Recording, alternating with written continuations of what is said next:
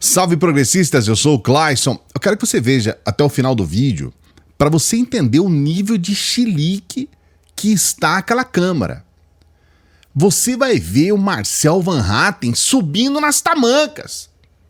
E nem tô falando isso porque o Marcel Van Hatten é homossexual, porque a gente sabe muito bem que a gente aqui é totalmente contra essas questões homofóbicas e tudo mais.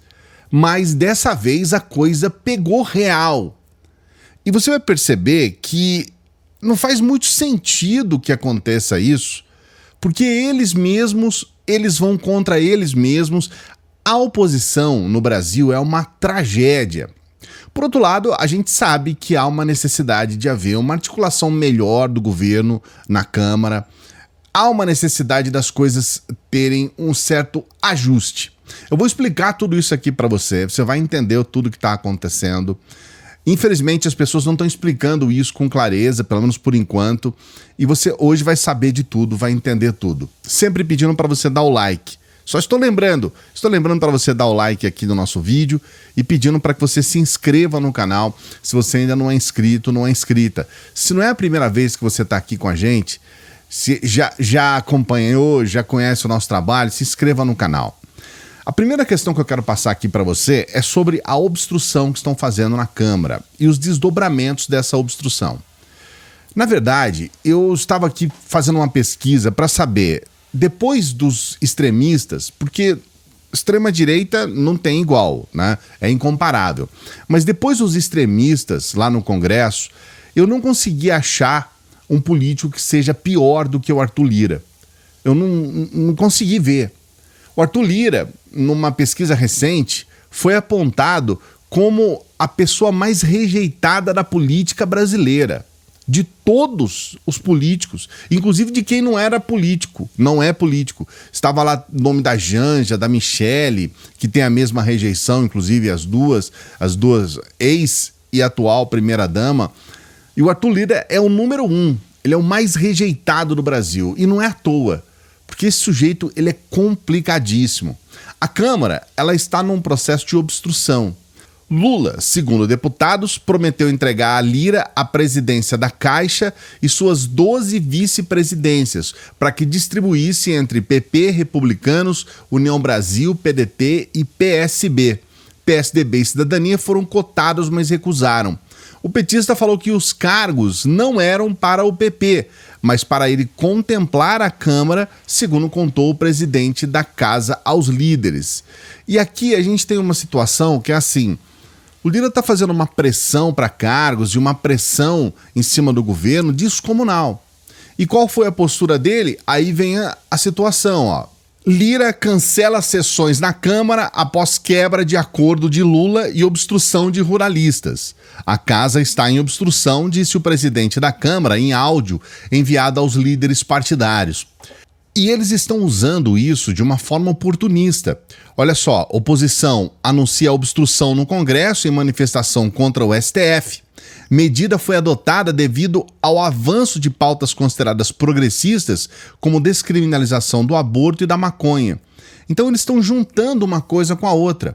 Já que eles conseguiram algo que sozinho eles não conseguiriam, a oposição sozinha, né, não conseguiria a obstrução, ela teria que contar, inclusive, com pessoas do próprio governo. Você vê que o PSB, o partido do vice-presidente, está junto nesse negócio, que dificilmente estaria em outras circunstâncias onde estivesse apenas a oposição.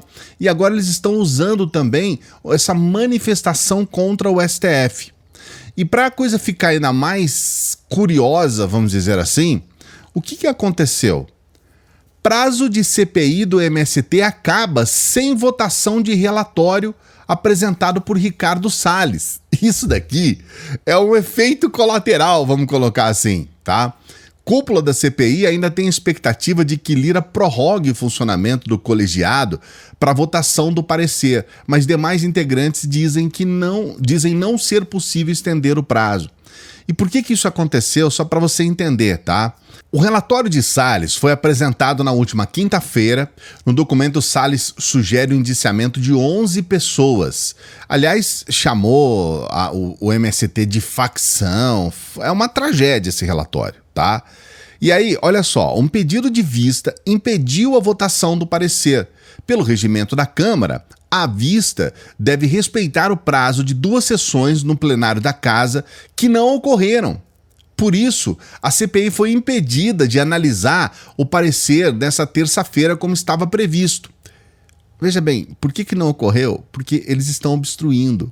Então, veja bem, eles fazem uma ação para um lado, essa ação de obstrução, e por outro lado, eles esquecem, ou sei lá se esquecem o que ocorre, porque a CPI do MST é uma tragédia, e aí a CPI do MST, o relatório não foi votado. Então tudo que foi produzido na CPI do MST foi jogado na lata do lixo. É uma coisa assim, é uma tragédia o que aconteceu para eles, né? Para os extremistas, porque fizeram um trabalho que não serviu para nada. Esse relatório do Salles, que é uma tragédia do ponto de vista do seu conteúdo, ele sequer foi votado, então, porque normalmente o que acontece com o relatório, tá? Depois que ele é apresentado, ele é encaminhado ao Ministério Público, é encaminhado à Advocacia Geral da União, e aí esses órgãos que vão decidir pela apresentação de denúncia, o que eles vão fazer baseado no relatório. Isso não vai ser feito, porque sequer foi aprovado o relatório. Porque a votação é justamente feita para isso, para você aprovar o relatório. O Zucco, o extremista Zucco, ele chegou a falar sobre isso com a presença de outros extremistas, inclusive com o Ricardo Salles ao lado. Olha só. Este governo federal joga abaixo e cobrou a conta dos partidos governistas e dos cargos entregues. Isso prejudicou diretamente na aprovação do relatório, uma vez que tínhamos e temos os votos necessários para aprovação do texto final.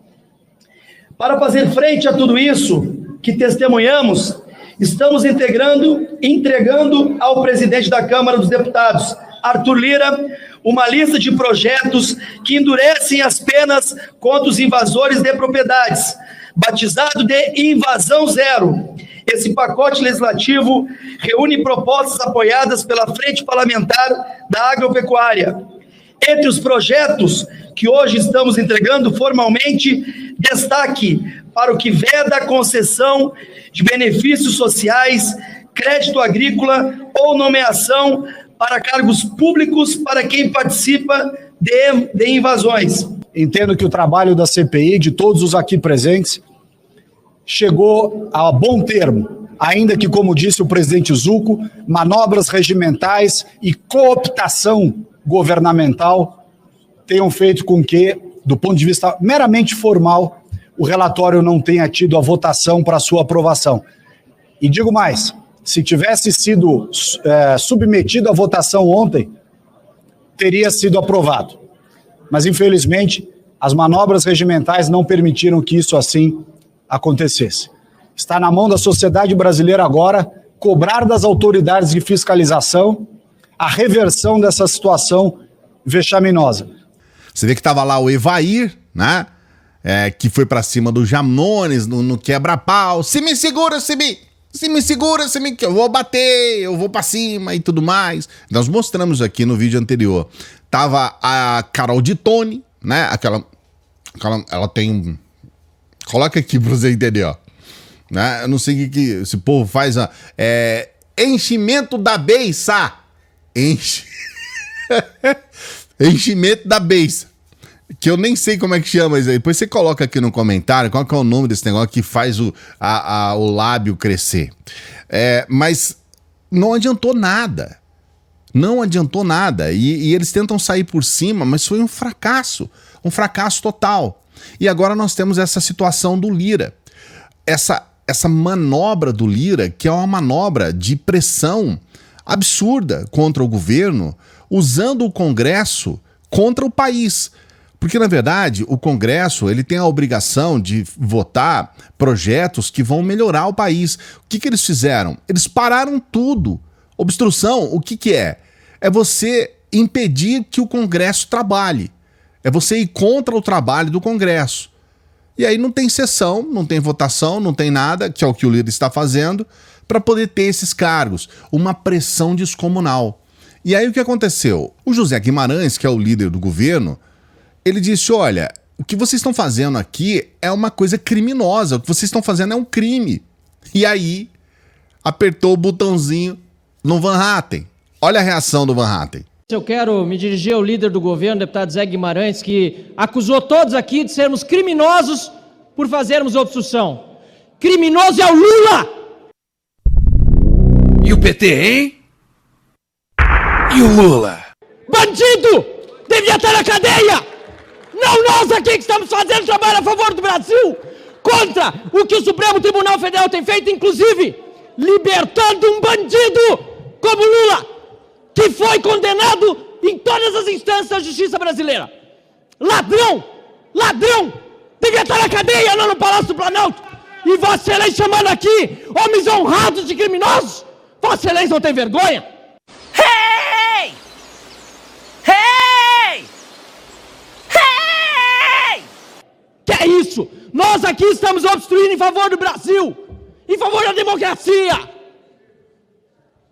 Mas que vergonha! Olha quanto criminoso solto aí! Enquanto isso, pessoas contra quem o Estado nem tem capacidade de provar qualquer culpa, pegando pena de 16, 17 anos, e vocês, a favor, supostamente, de direitos humanos, não dando um pio sobre a falta de prerrogativas dos advogados que deveriam estar lá defendendo, inclusive, no plenário do Supremo Tribunal Federal, e não no plenário virtual. Não tem nenhuma condição de chamar alguém aqui de criminoso quem defende bandido. Mas que vergonha! Nós aqui parlamentares estamos obstruindo em favor do Brasil, contra inclusive a manifestação do Supremo Tribunal Federal que quer acabar com o direito à vida no Brasil, interferindo na seara legislativa que não era sua competência. É uma vergonha!